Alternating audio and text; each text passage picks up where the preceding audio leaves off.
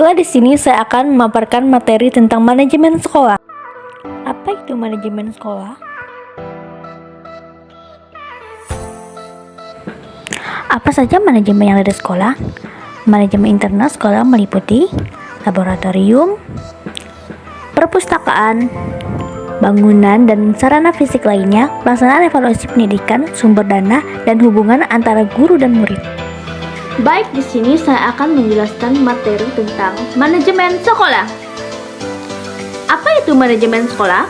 Manajemen sekolah merupakan suatu kegiatan yang dilakukan secara efektif, efisien untuk meningkatkan kinerja sekolah dalam pencapaian tujuan pendidikan baik tujuan nasional dan tujuan kelembagaan yang hasilnya bisa dilihat dari beberapa faktor sebagai indikator kinerja yang berhasil dicapai oleh sekolah.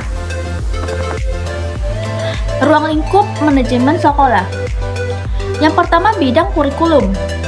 Kurikulum adalah perangkat mata pelajaran dan program pendidikan yang diberikan oleh suatu lembaga penyelenggara pendidikan yang berisi rancangan pelajaran yang akan diberikan kepada peserta pelajaran dalam satu periode jenjang pendidikan.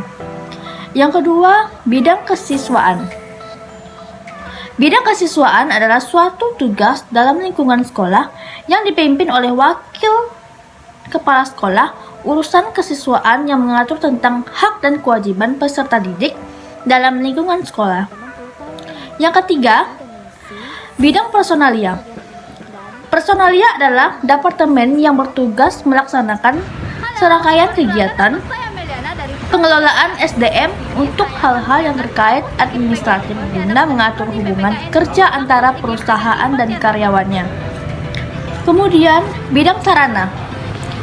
Bidang sarana mempunyai tugas pokok merancang, menganalisis, menyusun, mensosialisasikan, dan mengkoordinasikan perencanaan, pelaksanaan, dan pengadilan pembangunan daerah, program atau kegiatan yang bersifat lintas kontral dan lintas instansi pada sub bidang bina sumber daya air dan perhubungan.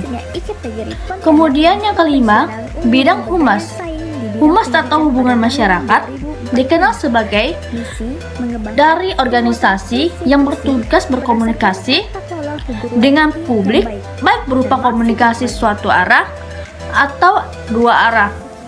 Kehumasan adalah bagian dari kajian ilmu komunikasi. Prinsip-prinsip manajemen sekolah.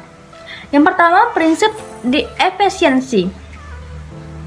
Prinsip ini merupakan suatu ukuran keberhasilan yang dinilai dari segi besar sumber atau biaya untuk mencapai hasil dari kegiatan yang dijalankan. Contohnya, efisien berarti tujuan yang dapat dicapai dengan menggunakan sumber daya yang minimal berdasarkan aktivitas kegiatan manajemen. Yang pertama, perencanaan.